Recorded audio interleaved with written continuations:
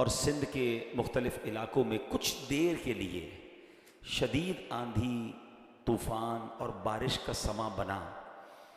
بہت بڑا نقصان بھی بھائی کافی جگہوں سے اطلاعات آ رہی ہیں، درخت گر گئے، سائن بورڈ گر گئے. ایک تھوڑی دیر کے لیے خوف کی فضا ہو گئی، لوگ گھبرا گئے.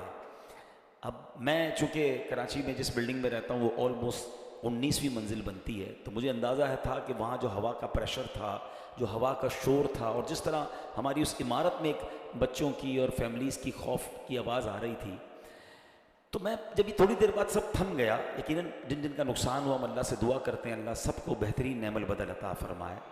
مگر میں سوچنے لگا کہ قرآن میں بار بار ہم نے پڑھا کہ اللہ کریم جب عذاب بھیجتا ہے اور خاص طور پہ جب آندھی کا عذاب آتا ہے، اور یہ قرآن میں کئی جگہ پر ذکر ہے. قوم عاد اور قوم سمود جو تھے نا، وہ بڑے طاقتور تھے اور ان کی قد 40 گز لمبے تھے.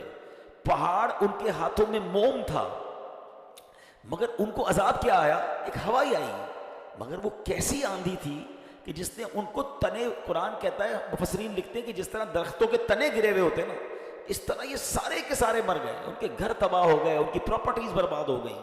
اور پھر اسی ہوا نے اٹھا کر انہیں کسی اور جگہ پر ڈال دیا. اس قوم کا نام و نشان بھی باقی نہ رہا. آج شہر کراچی والوں نے کچھ منٹ کے لیے اپنے رب کی قدرت کا ایک نظارہ دیکھا. میں سوچ رہا تھا یہی ہوا تھوڑی اور بڑھ جاتی، اللہ نہ کرے اس کا پریشر اور بڑھ جاتا، یا یہ کنٹینیو 1-2 گھنٹے رہ جاتی، تو نہ جانے کیا کچھ ہو جاتا. بڑی بڑی لوہے کی گرلز، باتھ رومز کی کھڑکیاں نکل گئی، بہت سارے شیشے ٹوٹے ہیں. ابھی تو اطلاعات آ رہی ہیں کہ کہاں کہاں کیا کیا ہوا ہے. اللہ سب کو حفظ و امان میں رکھے. مگر کاش ہم عبرت حاصل کریں نا. یعنی یہ پتہ چل رہا تھا کہ ہماری اوقات کیا ہے.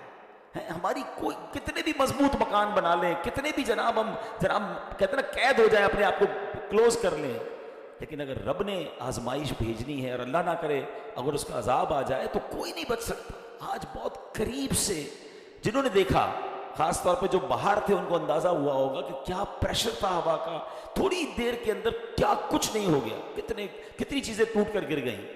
لیکن یہ میرا رب چاہے تو کیا کچھ کر سکتا ہے. کاش ہم اللہ کی بارگاہ میں توبہ کرنے والے ہیں، اللہ کو راضی کرنے والے بنے. آج ہمیں اللہ نے بچا لیا، لیکن جن سے رب ناراض ہوگا انہوں نے قبر میں تو جانا ہے نا، اللہ کی بارگاہ میں حاضر تو ہونا ہے نا. وہاں پکڑ لیے گئے تو کیا ہوگا؟